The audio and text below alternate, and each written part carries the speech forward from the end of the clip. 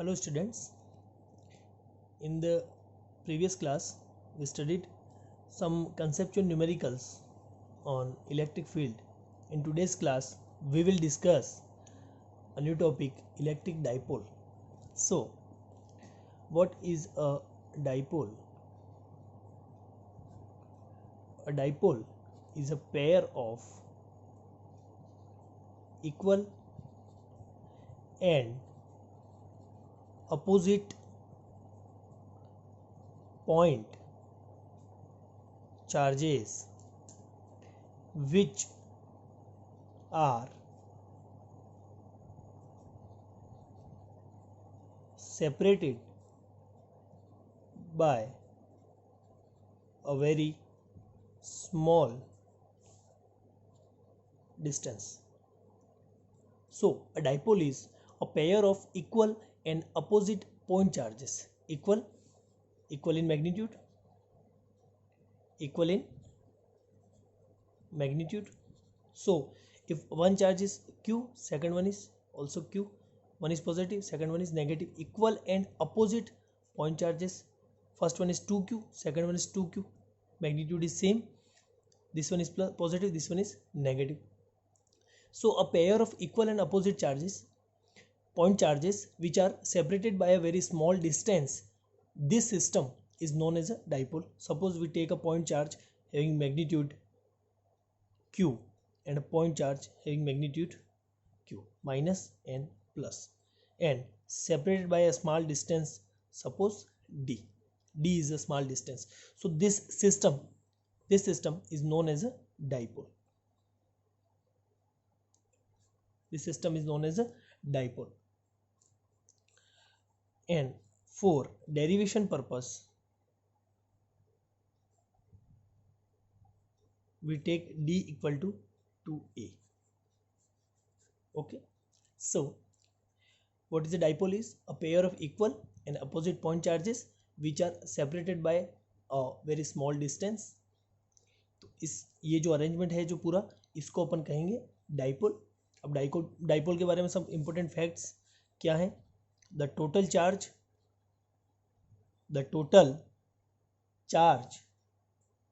Of an electric dipole, the total charge of an electric dipole is 0. Total charge जो होगा वो electric dipole का क्या होगा? 0 होगा. सेकंड जो इसका फैक्ट है वो है electric field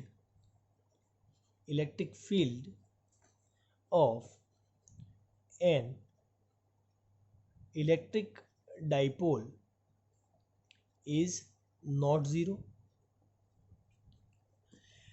find the correct statement, find the incorrect statement. उस टाइप के सीबीएसई क्वेश्चंस जो आपके बनेंगे उसमें ये जो फैक्ट्स हैं वो आपके पूछे जा सकते हैं.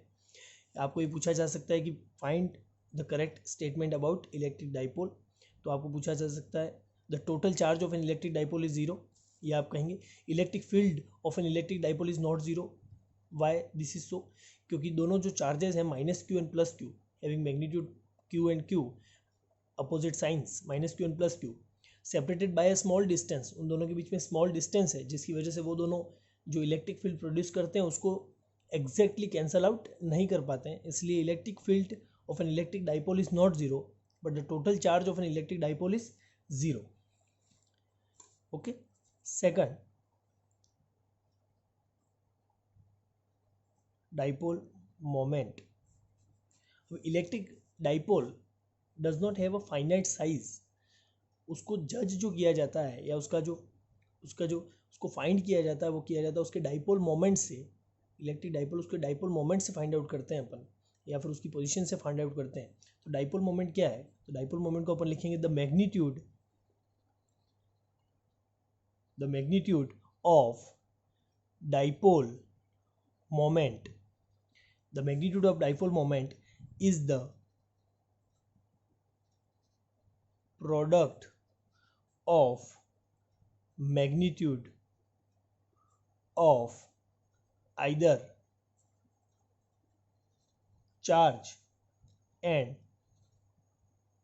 the distance between them.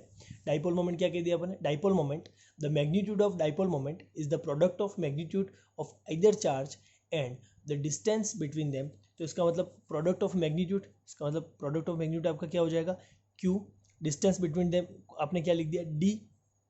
तो डाइपोल मोमेंट को अपन डिनोट करते हैं पी से, तो p is equal to q into d, this is magnitude. Vector form में लिखना चाहें तो dipole moment is a vector quantity, p vector is equal to q, q तो मैग्नीट्यूड है, it is not a vector quantity, और d जो है आपका distance between them both the charges, वो भी आपका एक वेक्टर क्वांटिटी है। P equal to q into d, और डी को अगर आप 2a के टर्म्स में लिखे तो इसको लिख सकते हैं p equal to 2a into Q.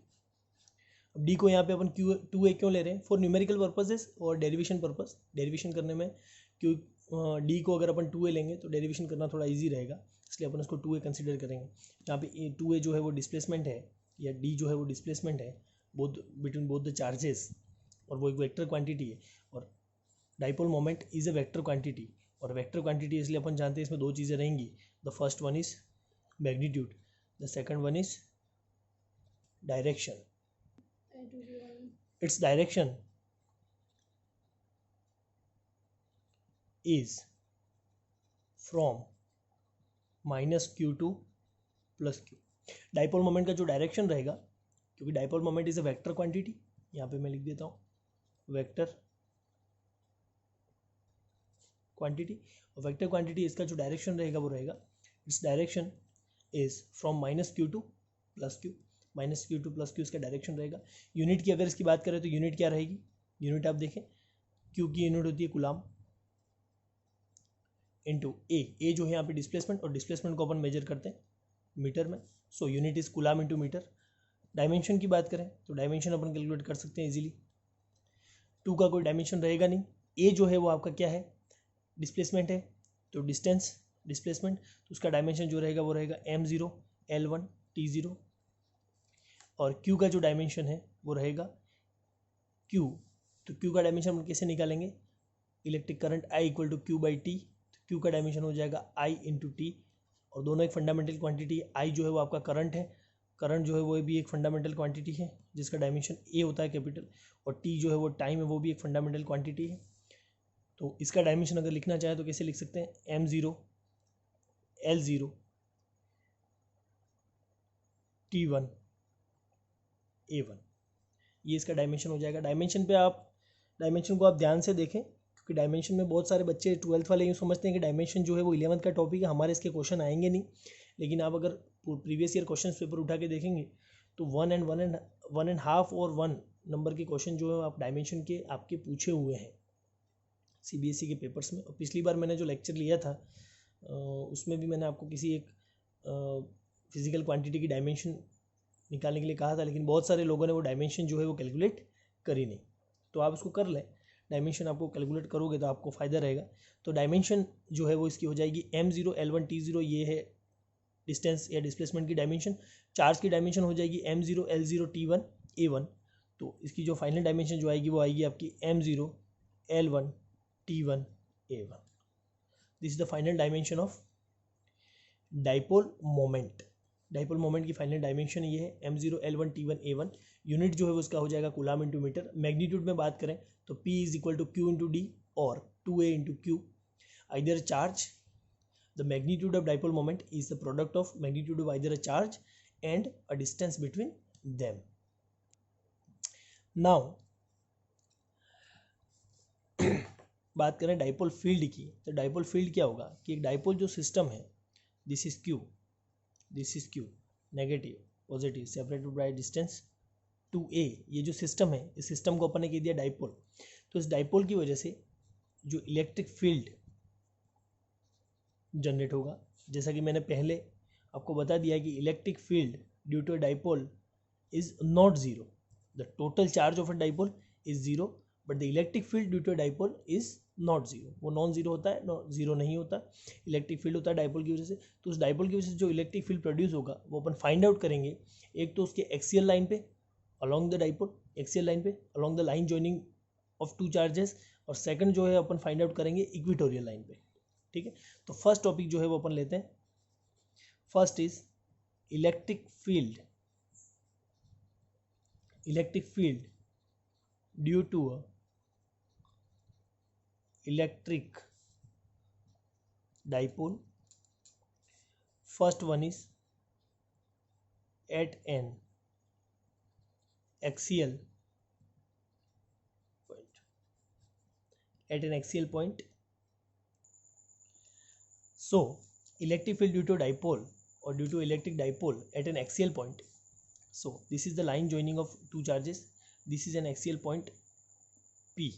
ये यहाँ पे कोई पॉइंट है इसकी एक्सियल लाइन पे. एक्सियल लाइन कौन सी हो जाएगी? जो line joining of two charges होगी. इस पे यहाँ पे कोई पॉइंट P ले लिया मैंने, जिसकी सेंटर से जो डिस्टेंस है वो डिस्टेंस है कितनी? Small r. Small r centre से डिस्टेंस है. इसका सेंटर मैंने यहाँ पे डिसाइड किया. इसका मतलब यहाँ से ये डिस्टेंस जो है वो कितना हो जाएगा? a. और यहाँ से ये डिस्टेंस कितना हो जाएगा? a. The whole distance is 2a. इसलिए मैंने आपको कहा था कि क्योंकि d की जगह अपन 2a जो कंसिडर करते हैं वो इसलिए करते हैं ताकि उससे न्यूमेरिकल्स में या डेरिवेशंस में अपन को ईजी हो जाए, तो उसकी वजह से अपन ने इसको 2a ले लिया. ठीक है. So the whole distance from -q to point P is, this is, यहाँ तक जो है वो कितना है? r है. और ये है जो कितना? a. तो ये हो जाएगा अपना r प्लस a. और distance from +q to P कितना हो जाएगा? ये टोटल जो है वो r है और ये a है, तो ये हो जाएगा r माइनस a. समझिए आप, this distance is r minus a, this distance is r plus a.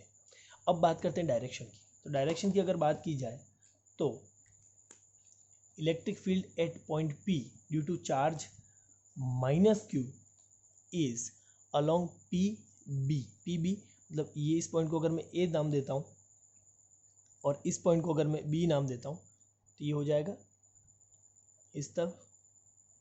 इसको मैंने दे दिया E-q. इस इलेक्ट्रिक फील्ड को E-q डिनोट कर दिया. इस -q चार्ज की वजह से यहाँ पे पॉइंट P पे कोई अगर टेस्ट चार्ज पॉजिटिव रखा हुआ है तो उस पर जो इलेक्ट्रिक फील्ड लगेगा वो किस तरफ लगेगा? इसी तरफ तो लगेगा, अट्रैक्ट करेगा इसको. और ये पॉजिटिव चार्ज है, ये पॉजिटिव चार्ज है, जो यहाँ पे कोई test charge positive Q naught रखा हुआ है तो उसको क्या करेगा? रिपील करेगा. तो जो इलेक्ट्रिक फील्ड लगेगा वो किस तरफ लगेगा? इस डायरेक्शन में लगेगा. तो ये लगेगा E plus Q. Okay, this is electric field. तो अपन लिखते हैं अब आगे इलेक्ट्रिक फील्ड लिखते हैं इसका. Electric field at point P. Electric field at point P due to charge +q on point B.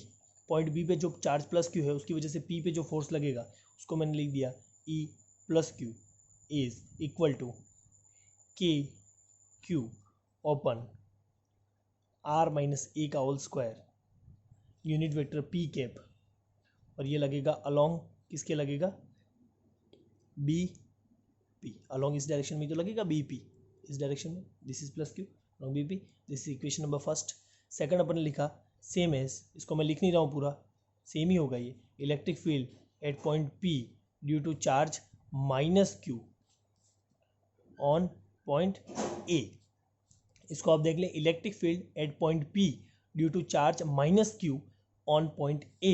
तो ये आपका हो जाएगा E-q is equal to KQ R plus a का होल स्क्वायर P कैप. और अलॉन्ग डायरेक्शन इसकी हो जाएगी कौन सी? PB. Equation number 2. इसको ध्यान से देखें, यहाँ से इसके बीच की जो डिस्टेंस है, distance from point A to point P is R plus a and distance from point B to point P is R minus a. So resultant electric field अगर अपन लिखना चाहें, रिजल्टेंट अपन को लिखना पड़ेगा इलेक्ट्रिक फील्ड. तो resultant electric field at point P, जिसको अपन लिख देते हैं E एक्सियल. E एक्सियल अगर अपन लिख दें तो उसको क्या लिख सकते हैं? E axial is equal to KQ open R minus a का whole square minus KQ open R plus a का होल स्क्वायर. इसको लिख दिया E axial is equal to KQ common आ जाएगा आपका यहाँ से और ये हो जाएगा 1 ओपन R माइनस a का whole square minus 1 open R plus a का whole square. P cap E axial is equal to, so E axial is equal to Q upon 4 pi epsilon naught, K is equal to 1 upon 4 pi epsilon naught, so and equal to, अगर आप simple mathematics लगा के इस चीज़ को solve करेंगे तो this turns out to be 4AR open r square minus a square का whole square p cap. अब यहाँ से अपन एक अरेंजमेंट कर सकते हैं, क्या अपन जानते हैं डाइपोल मोमेंट P का मैग्नीट्यूड होता है P is equal to 2AQ, 2AQ इसका मैग्नीट्यूड होता है, तो E axial is equal to K और 1/4 पाई एप्सिलॉन नॉट, इसको आप ये भी लिख सकते हैं और इसको सपोज K भी लिख दिया अपन ने, K 2PR इस तरीके से कन्वर्ट हो जाएगा ये कैसे, 4 को लिखेंगे आप 2 इंटू 2 तो 2A इंटू क्यू जो है वो आपका बन जाएगा डाइपोल मोमेंट P, R का R और K ये लिख दिया आपने, R square minus a square का whole square p cap.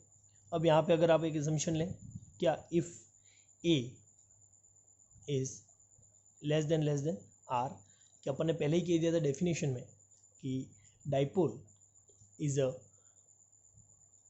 Pair of two charges having equal magnitude, opposite sign and separated by a very small distance, तो उनके बीच का जो डिस्टेंस है वो स्मॉल है, तो इसीलिए अपन कंसिडर कर रहे हैं यहाँ पे एक एजम्पशन कि ए जो डिस्टेंस है उन दोनों के बीच में 2A जो डिस्टेंस है वो स्मॉल है, उस पॉइंट P की डिस्टेंस उसके सेंटर से जो P की डिस्टेंस है R उससे बहुत स्मॉल है, तो उससे स्मॉल है तो अपन A को जो है वो क्या कर सकते हैं, नेगलेक्ट कर सकते हैं।